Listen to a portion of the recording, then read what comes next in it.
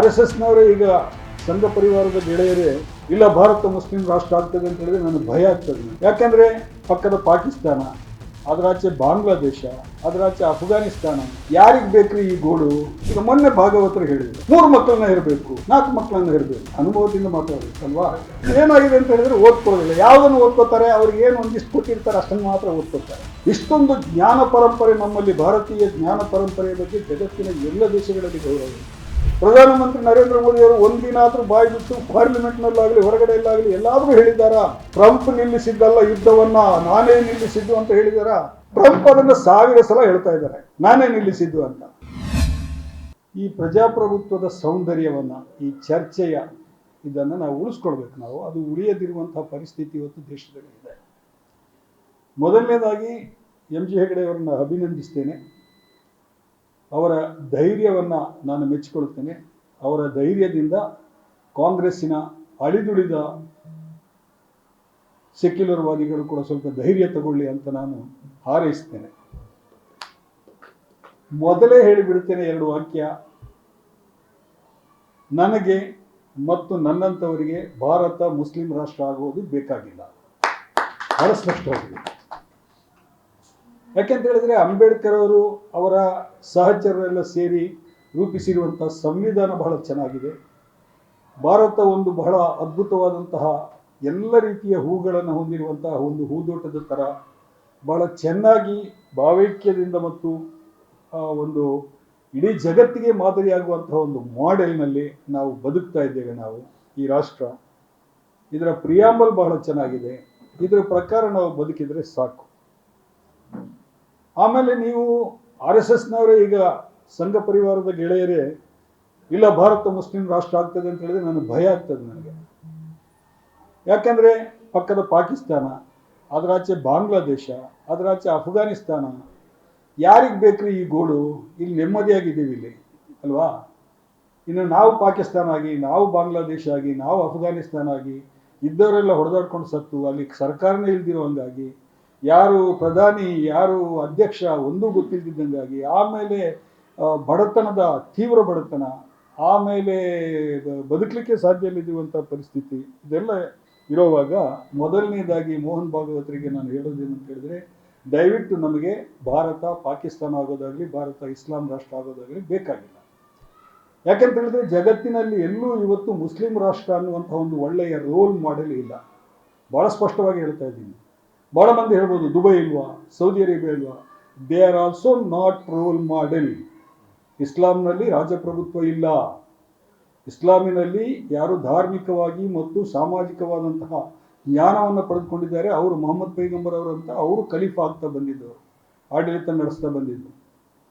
ಯಾರು ಈ ಥರದ ರಾಜಪ್ರಭುತ್ವ, ನನ್ನ ಚಿಕ್ಕಪ್ಪ, ನನ್ನ ದೊಡ್ಡಪ್ಪ, ನನ್ನ ಮಕ್ಕಳು, ಅವರು ಇವರು ಎಲ್ಲ ಗವರ್ನರ್ಗಳು, ಈ ಥರದ ವ್ಯವಸ್ಥೆ ಇಲ್ಲ. ಹಾಗಾಗಿ ರೋಲ್ ಮಾಡೆಲ್ ಅನ್ನೋದು ಜಗತ್ತಿನಲ್ಲಿ ಯಾವುದೇ ಮುಸ್ಲಿಂ ರಾಷ್ಟ್ರ ರೋಲ್ ಮಾಡೆಲ್ ಆಗಿಲ್ಲ. ಮುಸ್ಲಿಂ ರಾಷ್ಟ್ರ ಇಲ್ಲ ಜಗತ್ತಿನಲ್ಲಿ ಯಾವುದು.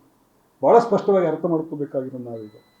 ಹಾಗಾಗಿ ಭಾಗವತರಿಗೆ ನಾನು ಹೇಳೋದು, ನಮಗೆ ಈ ದೇಶ ಮುಸ್ಲಿಂ ರಾಷ್ಟ್ರ ಆಗೋದು ಇಷ್ಟ ಇಲ್ಲ. ಎರಡನೇದು, ಭಾಗವತರ ಇನ್ನೊಂದು ಸಮಸ್ಯೆ ಇದೆ. ನನಗೆ ಕೆಲವು ಸಲ ಡೌಟ್ ಆಗುತ್ತೆ, ಇವರೇನು ಸಂಘ ಪರಿವಾರದವರು ನಮಗೆ ಸವಾಲು ಆಗ್ತಾ ಇದ್ದಾರಾ ಅಥವಾ ಅಂಗಲಾಯಿಸ್ತಾ ಇದ್ದಾರಾ? ಭಾರತವನ್ನು ಮುಸ್ಲಿಂ ರಾಷ್ಟ್ರ ಮಾಡಿದ್ದೇವೆ, ಒಂದು ಗೊತ್ತಾಗ್ತಾ ಇಲ್ಲ. ನೀವು ಮಾಡಿ ಅಂತ ಸವಾಲು ಆಗ್ತಾ ಇದ್ದಾರಾ ಅಥವಾ ಅಂಗಲಾಯಿಸ್ತಾ ಇದ್ದಾರಾ ಮಾಡಿ ಅಂತ? ಯಾಕೆಂದ್ರೆ ಅದು ಬರ್ತೀನಿ ಅನ್ನೋದಕ್ಕೆ ಆಮೇಲೆ. ಯಾಕೆಂತ ಹೇಳಿದ್ರೆ ಅವರಿಗೆ ಒಂದು ಮಾತು ಸ್ಪಷ್ಟವಾಗಿ ಹೇಳ್ತೀನಿ, ನನ್ನ ಸಂಘ ಮಿತ್ರರಿಗೆ, ನಮ್ಮಿಂದ ಸಾಧ್ಯ ಇಲ್ಲ ಕಂಡ್ರಿ. ನನ್ನ ಅತ್ತೆ 6 ಹೆತ್ತಿದ್ರು, ನನ್ನ ತಾಯಿ 5 ಹೆತ್ತಿದ್ರು, ನನ್ನ ಹೆಂಡತಿ 2 ಹೆತ್ತಿದ್ದಾಳೆ. ಅದು ಆ ಕಾಲದಿಂದ ಬಂದಿರೋದು. ರೇಷ್ಮೆ ಅವರು ಹೇಳಿದ್ರಲ್ಲ, ರೇಷ್ಮೆ ಅವರು ಭಾಳ ಇಂಟ್ರೆಸ್ಟಿಂಗ್ ಏನಂತ ಹೇಳಿದ್ರೆ, 6ನೇ ಹೆರಿಗೆ ಆದ ನಂತರ ನನ್ನ ಅತ್ತೆ, ಅದು ಯಾವುದೋ ಒಂದು ಕುಗ್ರಾಮ, ನನ್ನ ಅತ್ತೆ ಗಂಡನ ಜೊತೆ ಜಗಳ ಮಾಡ್ತಾರೆ. ಇನ್ನು ಹೆರ್ಲಿಕ್ಕೆ ಸಾಧ್ಯ ಇಲ್ಲ ಕಂಡ್ರಿ, ನೀವು ಭಾಳ ಚೆನ್ನಾಗಿದೆ, ಬೆಳಿಗ್ಗೆ ಎದ್ದು ಹೋಗ್ತೀರಿ, ರಾತ್ರಿ ಬರ್ತೀರಿ, ಉದ್ಯೋಗ ಮಾಡ್ಕೊಂಡಲ್ಲಿ ಇರ್ತೀರಿ, ನಿಮ್ಗೆ ಭಾಳ ತಮಾಷೆ ಆಗಿದೆ, ನಿಮಗೆ ಗಂಡಸರಿಗೆ ನಿಮಗೆ ಏನು ಇರೋದು ಸುಲಭ ಇದೆಯಾ? ನಾನು ನಿಮ್ಮ ಮಾತು ಕೇಳಲ್ಲ, ನಾನು ಹೋಗಿ ಆಪ್ರೇಷನ್ ಮಾಡ್ಕೊಂಬರ್ತೀನಿ ಅಂತ ಹೇಳಿ ಆಪ್ರೇಷನ್ ಮಾಡ್ಕೊಂಬಂದ್ರಿ. ಯಾವಾಗ? 58 ವರ್ಷದ ಹಿಂದೆ. ನೀವು ಇತ್ತೀಚೆಗೆ ಹೇಳ್ತೀರಲ್ಲ ನೀವು, ಇದೇ ಇದು. ಹೆಣ್ಮಕ್ಳು ಅವರ ಕುಟುಂಬವನ್ನು ಹೇಗೆ ನಡೆಸಬೇಕು ಅನ್ನೋದು ಎಲ್ಲ ಧರ್ಮಗಳಲ್ಲಿಯೂ ಹೆಣ್ಮಕ್ಳಿಗೆ ಗೊತ್ತಿದೆ. ಹೆಣ್ಮಕ್ಳಿಗೆ ರಾಜ್ಯ ಕೊಟ್ಟರೆ ನಾವು ಸುಭಿಕ್ಷವಾಗಿರ್ತೀವಿ. ನಾವು ಕೊಡ್ಲಿಕ್ಕೆ ಬಿಡ್ತಾ ಇಲ್ಲ, ನಾವು ಯಾವ ಪಕ್ಷದವರು ಬಿಡ್ತಾ ಇಲ್ಲ ನಾವು ಹೆಣ್ಮಕ್ಳಿಗೆ ರಾಜ್ಯ ಆಳೋದಕ್ಕೆ. ಹಾಗಾಗಿ ಭಾಗವತರಿಗೆ ನಾನು ಹೇಳೋದು, ದಯವಿಟ್ಟು ನಮ್ಮನ್ನು ಬಿಟ್ಬಿಡಿ. ನಮಗೆ ಹೀಗೆಲ್ಲ ಹೆರಿಗೆ ಮಾಡಿ ಈ ದೇಶವನ್ನು ಇಸ್ಲಾಂ ರಾಷ್ಟ್ರ ಮಾಡಲಿಕ್ಕೆ ಆಗಲ್ಲ. ಅದಕ್ಕೊಂದು ಲಿಮಿಟೇಷನ್ ಇದೆ. ಸುಮ್ಮನೆ ನೀವು ಮಾಡಿ ಮಾಡಿ ಮಾಡಿ ಅಂತ ಮತ್ತೆ ಮತ್ತೆ ಪ್ರತಿದಿನ ಮಾತಾಡಿದರೆ ನನಗೆ ತೊಂದರೆ ಆಗುತ್ತೆ. ನನಗೆ ನಮ್ಮ ಹೆಣ್ಮಕ್ಳು ಕಷ್ಟಪಡ್ತಾರೆ. ಆಮೇಲೆ ಷಷ್ಠಿಯ ನಿಯಮದಲ್ಲೂ ಕೂಡ ಅದು ಸಾಧ್ಯ ಇಲ್ಲ. ಅದು 9 ತಿಂಗಳಾಗಬೇಕಾಗಿರೋದಕ್ಕೆ ನೀವು ಯಾವ ಲೆಕ್ಕಾಚಾರದಲ್ಲಿ ಹೇಳ್ತೀರಪ್ಪ? ಅದು ಯಾವ್ದು ಅಂಕಗಣಿತನೋ ಬೀಜಗಣಿತನೋ ಯಾವ ಗಣಿತ? ಅದು ಒಂದು ಗೊತ್ತಾಗಲ್ಲ. ಆಮೇಲೆ 3ನೇ ಪಾಯಿಂಟ್ ಏನಂತ ಹೇಳಿದ್ರೆ, ಅನುಭವ ಇದ್ದು ಮಾತಾಡೋದು. ಈಗ ಮೊನ್ನೆ ಭಾಗವತರು ಹೇಳಿದರು 3 ಮಕ್ಕಳನ್ನ ಇರಬೇಕು, 4 ಮಕ್ಕಳನ್ನ ಇರಬೇಕು. ಅನುಭವದಿಂದ ಮಾತಾಡಬೇಕಲ್ವಾ? ಹೆಗಡೆ ಅವರಿಗೆ ಅನುಭವ ಇದೆ, ಅಲ್ಲಿ ಹೋಗಿ ಬಂದಿದ್ದಾರೆ RSSನಲ್ಲಿ. ಅವರ ಅನುಭವದಿಂದ ಬಹಳ ಅತ್ಯುತ್ತಮವಾದಂಥ ಭಾಷಣವನ್ನು ಇವತ್ತು ಮಾಡಿದ್ರು. ಒಪ್ಬೇಕು ನಾವು, ಅವರ ಅನುಭವದಿಂದ ಹೇಳ್ತಾ ಇದ್ದಾರೆ, ಅದು ಸತ್ಯ ಅಂತ ಹೇಳಿ ನಮ್ಗೆ ಅನಿಸ್ತದೆ. ನಿಮಗೆ ಗೊತ್ತೇ ಇಲ್ಲ ಕತೆ. ನಿಮಗೆ ನೀವು ನಮ್ಮ ಈಗ ನೆಕ್ಸ್ಟ್ RSS ಚೀಫ್ ಆಗುವವರು ದತ್ತಾತ್ರೇಯ ಹೊಸಬಾಳೆಯವರು, ಅವರಿಗೂ ಅನುಭವ ಇಲ್ಲ. ನನಗೆ ಗೊತ್ತಿದ್ದಾಗ 2 ಅವಿವಾಹಿತರು. ನೀವು ಏನ್ರಿ ಗೊತ್ತಿಲ್ದಿರೋ ವಿಷಯದ ಬಗ್ಗೆ ಯಾಕೆ ಮಾತಾಡ್ತೀರಿ? ಹೆರುವ ನೋವು ಗೊತ್ತಿಲ್ಲ ನಿಮಗೆ, ಷಷ್ಠಿಕ್ರಿಯೆಯ ಅನುಭವವೂ ಇಲ್ಲ ನಿಮಗೆ. ಸುಮ್ಮನೆ ಸೃಷ್ಟಿ ಮಾಡಿ 3 ಹೆರಿ 6 ಹೆರಿ ಅಂತ ಹೇಳಿದ್ರಿ. ಏನಾದ್ರು ನಗು ಬರಲ್ವ ಯಾರಿಗಾದ್ರು? ಸ್ವಲ್ಪ ಗಂಭೀರವಾಗಿರ್ಬೇಕಪ್ಪ. ಒಳ್ಳೆ ಒಂದು ದೊಡ್ಡ ಸಂಘಟನೆ ಇದೆ, ಲಕ್ಷಾಂತರ ಜನ ಇದ್ದಾರೆ. ಮಾತಾಡುವಾಗ ಹಾಸ್ಯಾಸ್ಪದವಾಗಿ ಮಾತಾಡಬಾರ್ದು. ಆಮೇಲೆ ಎಷ್ಟು ವಿರೋಧ ಭಾಷೆಯಿಂದ ಮಾತಾಡ್ತಾರೆ ಅಂತ ಹೇಳಿದ್ರೆ, ಇಲ್ಲಿ ಹೇಳ್ತಾರೆ ಏನು ಭಾರತವನ್ನು ಇಸ್ಲಾಂ ರಾಷ್ಟ್ರ ಮಾಡ್ತಾ ಇದ್ದಾರೆ, ನಾವೆಲ್ಲ ಎಚ್ಚೆತ್ಕೊಳ್ಬೇಕು ಹಿಂದೂಗಳು ಅಂತ ಹೇಳ್ತಾರೆ. ಆಮೇಲೆ ಅವರೇ ಹೇಳ್ತಾರೆ ಏನು, ನಾವು ಅಖಂಡ ಭಾರತ ಮಾಡ್ತೀವಿ. ಯಾವುದು? ಪಾಕಿಸ್ತಾನ ಸೇರಿಸ್ಕೋತೀವಿ, ಅಫ್ಘಾನಿಸ್ತಾನ ಸೇರಿಸ್ಕೋತೀವಿ, ಬಾಂಗ್ಲಾದೇಶ ಮತ್ತೆ ಅದೇ ಆಗುತ್ತಲ್ರಿ. ಮತ್ತೆ ಅವ್ರನ್ನೆಲ್ಲ ಸೇರಿಸ್ಕೊಂಡ್ರೆ ನೀವು ಮಾತಾಡೋದಕ್ಕೆ ವಿರುದ್ಧವಾಗಿ ಮಾತಾಡ್ತಾ ಇದ್ದೀರಿ ನೀವು ಅಲ್ವಾ? ಅವ್ರನ್ನೆಲ್ಲ ತಂದು ಇಲ್ಲಿ ಹಾಕಿದ್ರೆ ಮತ್ತೆ ಇಸ್ಲಾಂ ರಾಷ್ಟ್ರನೇ ಆಗಿತ್ತಲ್ವಾ? ಅಲ್ಲಿಂದ ಲಕ್ಷ ಅಂದರೆ ಒಂದು ತಲೆ ಕೂಡ ಇಲ್ಲದ ಥರ ಮಾತಾಡ್ತಾರೆ. ಆಮೇಲೆ ಈ ಮಾತುಗಳನ್ನು ನಂಬಿಕೊಂಡಿರುವಂಥ ನಮ್ಮ ಗೆಳೆಯರಿದ್ದಾರಲ್ಲ, ಬಹಳ ಮಂದಿ ದಾರಿ ತಪ್ಪಿರೋರು ಇದ್ದಾರಲ್ಲ, ಅವ್ರ ಬಗ್ಗೆ ನಿಜಕ್ಕೂ ಹೆಗಡೆ ಅವರು ಹೇಳಿದಾಗೆ ಬಹಳ ಕರುಣೆ ಬರುತ್ತೆ. ಒಂದು ಮಾತನ್ನು ಇನ್ನೂ ಸ್ಪಷ್ಟವಾಗಿ ನಾನು ಹೇಳ್ತೀನಿ, ಕೋಮುವಾದ ಮುಸ್ಲಿಮರಲ್ಲೂ ಕೂಡ ಇದೆ, ಹಿಂದೂಗಳಲ್ಲೂ ಇದೆ. ಕೋಮುವಾದಿಗಳು ಎರಡೂ ಕಡೆ ಇದ್ದಾರೆ. ಬಹಳ ದುಷ್ಟ ಕೋಮುವಾದಿಗಳು ಕೂಡ ಮುಸ್ಲಿಂ ಧರ್ಮದಲ್ಲಿದ್ದಾರೆ. ಅಕ್ಬರುದ್ದೀನ್ ಒವೈಸಿ ಅಂತ ಒಬ್ಬರನ್ನು ನಾನು ಉದಾಹರಣೆ ಹೇಳ್ಬೋದು ನಿಮಗೆ. ನಾವೆಲ್ಲ ನಿಂತ್ಕೊಂಡು ಸಾಲಾಗಿ ಉಚ್ಚೆ ಹೋಯಿದ್ರೆ ನೀವೆಲ್ಲ ಆ ಕಡೆ ಹೋಗ್ಬಿಡ್ತೀನೋ ಅಂತ ಒಂದು ಅಸಹ್ಯವಾದಂತಹ ಕಮೆಂಟನ್ನು ಯಾವತ್ತು ಹೇಳಿದ್ರು ಅದನ್ನು ಕೂಡ ನಾನು ವಿರೋಧ ಮಾಡಿದ್ದೀನಿ. ಆವಾಗ ಒಂದು ವ್ಯತ್ಯಾಸ ಏನು ಅಂತ ಹೇಳಿದ್ರೆ, ಈ ದೇಶ ಎಷ್ಟು ಸುಂದರವಾದಂತಹ ದೇಶ, ಅದ್ಭುತವಾದಂತಹ ದೇಶ ಅಂತ ಹೇಳಿದ್ರೆ ನಾವು ಯಾರೂ ಮರಿಬಾರ್ದು. ಹಿಂದೂಗಳು, ಮುಸ್ಲಿಮರು, ಕ್ರಿಶ್ಚಿಯನ್ರು. ಇಲ್ಲಿ ಹಿಂದೂಗಳೇನಾದರೂ ಕೋಮುವಾದಿಗಳಾದರೆ ಈ ದೇಶ ನಾಶ ಆಗುತ್ತೆ. ಮುಸ್ಲಿಮರು ಕೋಮುವಾದಿಗಳಾದರೆ ಮುಸ್ಲಿಂ ಸಮುದಾಯ ನಾಶ ಆಗುತ್ತೆ. ಇದು ಎಲ್ಲ ಕೋಮುಗಲಭೆಗಳಲ್ಲಿ ನಾವು ನೋಡ್ತಾ ಇದ್ದೀವಿ. ಆದ್ದರಿಂದ ಮುಸ್ಲಿಮರು ಹೆಚ್ಚು ಎಚ್ಚರದಿಂದ ಮತ್ತು ಹೆಚ್ಚು ತಿಳುವಳಿಕೆಯಿಂದ ಮಾತಾಡಬೇಕಾದಂತಹ ಅಗತ್ಯ ಇದೆ. ನಾವು ಹೇಳಬೇಕು ಇದನ್ನು ಸ್ಪಷ್ಟವಾಗಿ, ನಾವೆಲ್ಲರೂ ಹೇಳಬೇಕು. ನಾವು ಇದನ್ನು ನಮ್ಮ ಬೇಡ ಕಂಡ್ರಿ, ನಮಗೆ ಮುಸ್ಲಿಂ ರಾಷ್ಟ್ರ ಬೇಡ, ನಮಗೆ ಭಾರತವನ್ನಾಗಿರೋದಕ್ಕೆ ಬಿಟ್ಬಿಡಿ. ಅಷ್ಟು ಮಾಡಿದರೆ ಅದೇ ನೀವು ಈ ದೇಶಕ್ಕೆ ಮಾಡುವಂಥ ದೊಡ್ಡ ಉಪಕಾರ. ಇದು ನನಗೆ ಈ ಸಂಘ ಮಿತ್ರರು ಈಗಲ್ಲ, ಬಹಳ ಹಿಂದಿನಿಂದ ನನಗೆ ಸಂಘ ಮಿತ್ರರು ಇದ್ದಾರೆ. ನಾನು SSLCನಲ್ಲಿದ್ದಾಗ ನಮ್ಮ ಮನೆ ಪಕ್ಕದಲ್ಲಿ ಮೈದಾನ ಇತ್ತು, ಕವಾಯತು ನಡೀತಾ ಇತ್ತು, ಸದಾ ಮಾತ್ರ ಬಸ್ಸಲ್ಲಿ. ನಾನು ಅಲ್ಲಿ ಹೋಗಿ ನಿಂತ್ಕೊಂಡು ಕಬಡ್ಡಿ ಆಡ್ತಾ ಇದ್ದೆ. ನನಗೂ ಅವ್ರ ಜೊತೆ ಸೇರ್ಕೊಳ್ಳೋದಕ್ಕೆ ಇಷ್ಟ. ನನ್ನ ಸ್ನೇಹಿತರೆ ಎಲ್ಲ ಇದ್ರು ಅದರಲ್ಲಿ, ಕೆಲವರೆಲ್ಲ ನಾನು ನೋಡ್ತಾ ಇದ್ದೆ. ಆಮೇಲೆ ಅಲ್ಲಿ ಮೋಹನ್ ದಾಸ್ ನಾಯಕ್ ಅಂತ ಅವರು ಅದನ್ನು ಮಾಡ್ತಾ ಇದ್ರು. ಅವ್ರು ಕರೆದ್ರು ನನ್ನ. ನಾನು ಸೇರ್ಕೊಳ್ಳಕ್ಕೆ ಕೇಳಿದೆ. ನಿನ್ನ ಹೆಸರೇನು ಅಂತ ಕೇಳಿದ್ರು. ನಾನು ಹೆಸರು ಹೇಳಿದೆ. ಇಲ್ಲ ನೀನು ಬರಬೇಡ, ನಾಳೆಯಿಂದ ಈ ಕಡೆ ಬರಬೇಡ ಅಂತ ಹೇಳಿದರು. ಸೊ ನಾನು ಒಂದು ಸ್ವಲ್ಪ ಚಡ್ಡಿ ಹಾಕೋ ಚಾನ್ಸಸ್ ಇತ್ತು ಚಿಕ್ಕಂದಿನಲ್ಲಿ, ಬುದ್ಧಿ ಇಲ್ದಿರುವಾಗ. ಆಮೇಲೆ ಗೋವಿಂದಾಸ್ ಕಾಲೇಜು ಹಿಂದೂ ವಿದ್ಯಾದಾಯಿನಿ ಸಂಘದ ಕಾಲೇಜು. ನಮ್ಮ ಪ್ರಾಂಶುಪಾಲರು ಬೆಳಿಗ್ಗೆ ಎದ್ದು ಕವಾಯತು ಮಾಡೋರು, ಲಾಠಿ ಹಿಡ್ಕೊಂಡು ಚಡ್ಡಿ ಹಾಕ್ಕೊಂಡು ಕವಾಯತು ಮಾಡೋರು. ಅಲ್ಲಿ ನಾನು ಆವಾಗಲೇ ಗಲಾಟೆ ಮಾಡ್ತಾ ಇದ್ದೆ. ನಾನು ಆ ಕಾಲೇಜಿನಲ್ಲಿ ನಾನು ವಿದ್ಯಾರ್ಥಿವಾಣಿ ಗೋಡೆ ಪತ್ರಿಕೆಯ ಸಂಪಾದಕನಾಗಿ 3 ವರ್ಷ ಇದ್ದೆ. ನನ್ನೇ ಸಂಪಾದಕ ಮಾಡಿದ್ರು. ಅಲ್ಲಿ ಒಂದು ಸಲ ಏನಾಯಿತು ಅಂತ ಹೇಳಿದ್ರೆ, ಒಂದು ಡಾಕ್ಟರ್ C ಹೊಸಬೆಟ್ಟು ಅಂತ ಇದ್ರು, ಸೀತಾರಾಮಾಚಾರ್ಯ ಹೊಸಬೆಟ್ಟು ಅಂತ, ಬಹಳ ಒಳ್ಳೆಯ ಮನುಷ್ಯ. ನಮಗೆಲ್ಲ ಗೈಡ್ ಮಾಡೋಂಥವ್ರು. ಅವರು ಶೇಖರ್ ರೆಡ್ಡಿ ಅವರು, ಲೀಲಾವತಿ ಎಸ್ ರಾವ್ ಅವರು, ಇವರೆಲ್ಲ ನಮಗೆ ಒಳ್ಳೊಳ್ಳೆಯ ಲೆಕ್ಚರ್ಗಳು ಆವಾಗ ಸಿಕ್ಕಿದ್ರು. ಅವರು ಒಂದು ಸಲ ಮುಕ್ತ ವಿಷಯವನ್ನು ಕೊಟ್ಟರು ಭಾಷಣ ಮಾಡೋದಕ್ಕೆ. ಈ ಭಾಷಣ ಮಾಡೋ ಸ್ಪರ್ಧೆ ಎಲ್ಲ ಅವಾಗ ಕಾಲೇಜ್ ದಿನಗಳಿಂದ ಇತ್ತಲ್ವ. ಅವರು ನೀವು ಬೇಕಾದ ವಿಷಯಗಳನ್ನು ಮಾತಾಡಿ ಅಂತ ಹೇಳಿದ್ರು. ನನ್ನ ಗೆಳೆಯ ಒಬ್ಬ ಶುಭಚಂದ್ರ ಹತ್ವಾರ್ ಅಂತ ಅವರು ಅಸ್ಸಾಂ ಮತ್ತು ಕಾಶ್ಮೀರ ಸಮಸ್ಯೆ ಅಂತ ಭಾಷಣ ಮಾಡಿದರು. ನಾನು ಭಾರತದಲ್ಲಿ ಕೋಮು ಗಲಭೆಗಳು ಅಂತ ಮಾತಾಡಿದೆ. ಕಾಲೇಜಿನ ಮ್ಯಾನೇಜ್ಮೆಂಟು ABVP ಅನ್ನು ಅಲ್ಲಿ ಸ್ಟಾರ್ಟ್ ಮಾಡಬೇಕು ಅಂತೇಳಿ ಹೊರಡ್ತು. ನಮಗೊಂದು ವಿಷಯ ಸಿಕ್ತು ನಮಗೆ, ಇಲ್ಲ ABVP ಘಟಕ ಸ್ಟಾರ್ಟ್ ಆಗುತ್ತೆ ಮುಂದಿನ ವಾರ. ನಾರಾಯಣ್ ಭಟ್ ಅಂತ ಒಬ್ಬರು ಸಂಸ್ಕೃತ ಲೆಕ್ಚರ್ ಇದ್ದರು, ಅವರ ನೇತೃತ್ವದಲ್ಲಿ ಸ್ಟಾರ್ಟ್ ಆಗುತ್ತೆ ಅಂತ.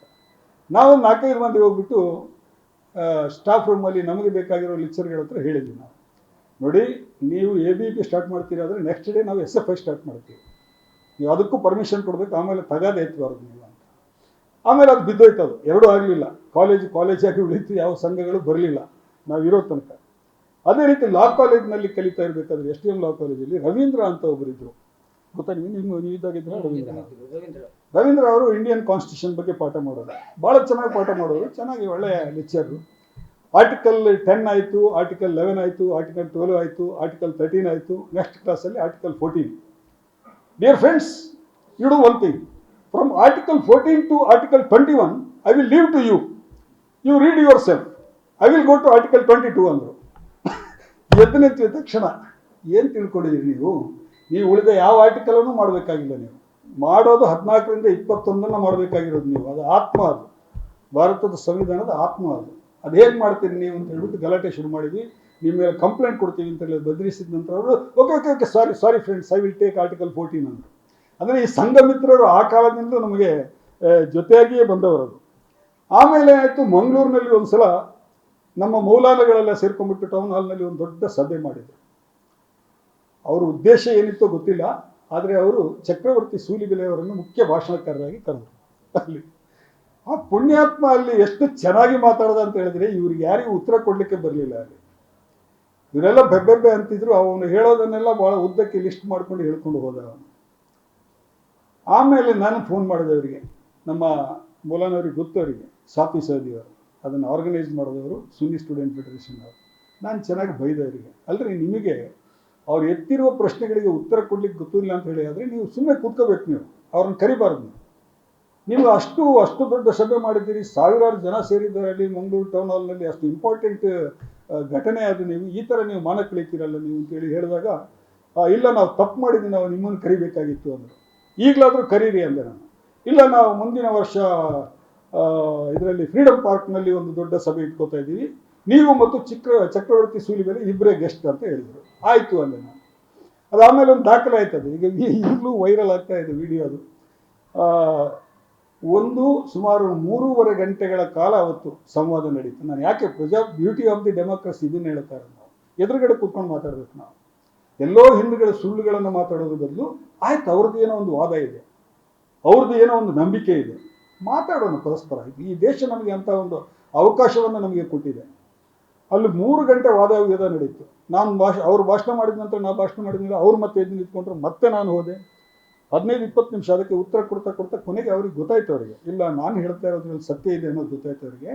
ಸಮಾರಂಭ ಮುಗಿದು ಟೀ ಕುಡಿತಾ ಇರಬೇಕಾದ್ರೆ ಸೂಲಿಬೆಲೆ ನನಗೊಂದು ಮಾತು ಹೇಳಿದರು, ಹರೀಶ್ ಸರ್ ನೀವು ತುಂಬ ಓದ್ಕೊಂಡಿದ್ದೀರಿ ಅಂತ ಹೇಳಿದರು. ನಾನು ಹೇಳಿದೆ ಇಲ್ಲ ತಪ್ಪು ತಿಳ್ಕೊಂಡಿದ್ದೀರಾ, ನೀವು ಏನೂ ಓದ್ಕೊಂಡಿಲ್ಲ, ಅದು ಸಮಸ್ಯೆ, ನಾನು ಸ್ವಲ್ಪ ಓದ್ಕೊಂಡಿರೋದು, ನೀವು ಓದ್ಕೊಂಡಿದ್ರೆ ಇದನ್ನ ಹೇಳ್ತಾ ಇಲ್ಲ. ನೀವು ಶಿವಾಜಿ ಬಗ್ಗೆ ಹೇಳಿದ್ರಿ, ನೀವು ಶಿವಾಜಿ ಬಗ್ಗೆ ನಾನು ಹೇಳಿದಾಗ ನಿಮ್ಮ ಹತ್ರ ಉತ್ತರ ಇಲ್ಲ. ನಿಮ್ಮ ಹತ್ರ ನೀವು ಓದ್ಕೋಬೇಕು ಫಸ್ಟ್. ಇದು ಏನಾಗಿದೆ ಅಂತ ಹೇಳಿದ್ರೆ ಓದ್ಕೊಳ್ಳೋದಿಲ್ಲ. ಯಾವುದನ್ನು ಓದ್ಕೋತಾರೆ, ಅವ್ರಿಗೆ ಏನು ಒಂದಿಷ್ಟು ಕೊಟ್ಟಿರ್ತಾರೆ ಅಷ್ಟನ್ನು ಮಾತ್ರ ಓದ್ಕೋತಾರೆ. ಇಷ್ಟೊಂದು ಜ್ಞಾನ ಪರಂಪರೆ ನಮ್ಮಲ್ಲಿ, ಭಾರತೀಯ ಜ್ಞಾನ ಪರಂಪರೆಯ ಬಗ್ಗೆ ಜಗತ್ತಿನ ಎಲ್ಲ ದೇಶಗಳಲ್ಲಿ ಗೌರವ ಇದೆ. ನಮ್ಮಲ್ಲಿರುವಷ್ಟು ಧರ್ಮಗಳು, ನಮ್ಮಲ್ಲಿರುವಷ್ಟು ತತ್ವ ಮೀಮಾಂಸೆಗಳು, ಜ್ಞಾನ ಮೀಮಾಂಸೆಗಳು ಬೇರೆ ಯಾವ ದೇಶಗಳಲ್ಲೂ ನಮ್ಗೆ ಕಾಣಿಸ್ಲಿಕ್ಕೆ ಸಿಗಲ್ಲ. ನಮಗೆ ಅಂತಹ ಅದ್ಭುತವಾದಂಥ ಶ್ರೀಮಂತ ಜ್ಞಾನ ಪರಂಪರೆ ಇದೆ ನಮ್ಮಲ್ಲಿ, ನಾವು ಓದ್ಕೊಳ್ತಾ ಇಲ್ಲ ಅವರು. ಹಾಗಾಗಿ ಅವರು ಸಮಸ್ಯೆ. ಆಮೇಲೆ ಮಂಗಳೂರು ಲಿಟ್ ಫೆಸ್ಟ್ನವರು ಕಳೆದ ಈ ವರ್ಷ ಕರೆದಿಲ್ಲ, ಕಳೆದ 3 ವರ್ಷಗಳಿಂದ ನನ್ನನ್ನು ಕರಿತಾ ಇದ್ದಾರೆ, ನೀವು ಬರಬೇಕು ಅಂತ ಹೇಳಿ. ಒಂದು ಸಲ ಹೇಳಿದರು, ನಮ್ಮ ಸ್ನೇಹಿತರು, ನನಗೆ ಭಾಳ ಸ್ನೇಹಿತರು BJPನಲ್ಲಿ RSSನಲ್ಲಿ ತುಂಬ ಒಳ್ಳೊಳ್ಳೆ ಸ್ನೇಹಿತರಿದ್ದಾರೆ. ತುಂಬ ಫೋನ್ ಮಾಡಿದರೆ ಅವರು ಎತ್ಕೋತಾರೆ, ನಾನು ಎತ್ಕೋತೀನಿ, ಆ ಥರದವರು. ಇಲ್ಲ ಅರಿಫ್ ಮೊಹಮ್ಮದ್ ಖಾನ್ ಅವ್ರು ಬರ್ತಾ ಇದ್ದಾರೆ, ನೀವು ಬರಬೇಕು ಅಂತ ಹೇಳಿ. ನಾನು ಹೇಳಿದ್ರೆ ಒಳ್ಳೆ ಕಥೆ ಆಯ್ತದೆ, ಅರಿಫ್ ಮೊಹಮ್ಮದ್ ಖಾನ್ ಬರ್ತಾರೆ ಅಂತ ನಾನು ಯಾಕೆ ಬರಬೇಕು? ನಾನು ಬರದೇ ಇರೋದಕ್ಕೊಂದು ಕಾರಣ ಇದೆ. ನಿಮ್ಮ ಮಂಗಳೂರು ಲಿಟ್ ಫೆಸ್ಟ್ ಅನ್ನುವಂಥದ್ದು ಅದು ಸಾಹಿತ್ಯ ಸಮ್ಮೇಳನ ಅಲ್ಲ, ಅದು RSSನ ಒಂದು ಚಟುವಟಿಕೆ ಅದು. ಹಾಗಾಗಿ ನಾನು ಬಂದು ನಿಮಗೆ ಅಲ್ಲಿ ಮಾನ್ಯತೆ ಸಿಗೋದು ಬೇಕಾಗಿಲ್ಲ, ನಾನು ಬರೋದಿಲ್ಲ ನಾನು ಅಂತ ಹೇಳಿ. ಕಳೆದ ವರ್ಷ ಕರೆದ್ರು, ಸರ್ ನೀವು ಬರಬೇಕು, ಇದೇ ಸಬ್ಜೆಕ್ಟ್, ಇಂಡಿಯನ್ ಡೆಮೋಗ್ರಫಿ ಅನ್ನುವಂಥ ಒಂದು ಸಬ್ಜೆಕ್ಟ್ ಇದೆ, ನೀವು ಮತ್ತು ಅಜಿತ್ ಹನುಮಕ್ಕನವರು ಇಬ್ಬರೇ ಮಾತಾಡಲಿಕ್ಕಿರೋದು, ನಿಮಗೆ 1 ಗಂಟೆ ಕೊಡ್ತೀವಿ ನಿಮಗೆ, ದಯವಿಟ್ಟು ನೀವು ಬರಬೇಕು ಅಂತ ಹೇಳ್ಬಿಟ್ಟು. ನಾನು ಹೇಳಿದೆ ಅಜಿತ್ ಅವ್ರ ಹತ್ರ ಮಾತಾಡೋದಕ್ಕೆ ನಾನು ಭಾಳ ಸಂತೋಷ ಆಗುತ್ತೆ ನನಗೆ. ನೀವೊಂದು ಕೆಲಸ ಮಾಡಿ, ನಿಮ್ಮ ಆ ಲಿಟ್ರರಿ ಫೆಸ್ಟಿವಲಿಗೆ ಬಂದು ನಾನು ಮಾನ್ಯತೆ ಕೊಡ್ಲಿಕ್ಕೆ ತಯಾರಿಲ್ಲ, ನೀವೊಂದು ಸಪ್ರೇಟ್ ಆದಂಥ ಒಂದು ವೇದಿಕೆಯನ್ನು ಮಾಡಿದ್ರು. ನನ್ನ ಮತ್ತು ಅವರಿಬ್ಬರನ್ನ ಕರೀರಿ, 1 ಅಲ್ಲ 2 ಗಂಟೆ ಮಾಡೋಣ, ಮಾತಾಡೋಣ, ನಾನು ರೆಡಿ ಇದ್ದೀನಿ. ನಾನು ಈ ಥರ ನನ್ನ ಜೊತೆಗೆ ಭಾಳ ಪ್ರೀತಿ ಇದೆ ಅವರಿಗೆ, ತುಂಬ ಪ್ರೀತಿ ಇದೆ ಅವರಿಗೆ. ಅದು ಆಗಲಿಲ್ಲ ಬಿಡಿ, ಅದು ಅವರು ಇಲ್ಲ ಹಾಗಾಗಲ್ಲ, ನಾವು ಈ ಸಮ್ಮೇಳನದಲ್ಲೇ ಮಾಡೋದು ಅಂತ ಹೇಳಿದರು. ಅವರು ಮಾಡಲಿಲ್ಲ. ಕರಾವಳಿಯ ಸಮಸ್ಯೆ ಏನು ಅಂತ ಹೇಳಿದ್ರೆ, ಕರಾವಳಿನಲ್ಲಿ ಕೋಮು ದ್ವೇಷ ಇಲ್ಲ, ಬಹಳ ಸ್ಪಷ್ಟವಾಗಿ ನನಗಿದು ಗೊತ್ತಿದೆ. ಮೊನ್ನೆ ಒಂದು 15 ದಿವಸದ ಹಿಂದೆ ನಮ್ಮೂರಲ್ಲಿ ಉರುಸ್ ಸಮಾರಂಭ ಇತ್ತು. ಹುಡುಗರು ಭಾಳ ಗಲಾಟೆ ಮಾಡಿದ್ರು, ಇಲ್ಲ ರಾಜ್ಯೋತ್ಸವ ಪ್ರಶಸ್ತಿ ನಮ್ಮೂರಲ್ಲಿ ಇನ್ನು ಯಾರಿಗೂ ಸಿಗೋ ಚಾನ್ಸೇ ಇಲ್ಲ, ಇದುವರೆಗೂ ಯಾರಿಗೂ ಸಿಕ್ಕಿಲ್ಲ, ನಿಮ್ಗೊಂದು ಸನ್ಮಾನ ಮಾಡಲೇಬೇಕು ಅಂತ ಹೇಳ್ಬಿಟ್ಟು ಹಠ ಹಿಡಿದ್ರು. ನಾನು ಆಗಲೇ 3 ಸನ್ಮಾನ ಊರಲ್ಲಿ ಆಗಿತ್ತು, ಬರೋದಿಲ್ಲ ಅಂತ ಹೇಳಿದ್ರು, ಕೇಳಲಿಲ್ಲ.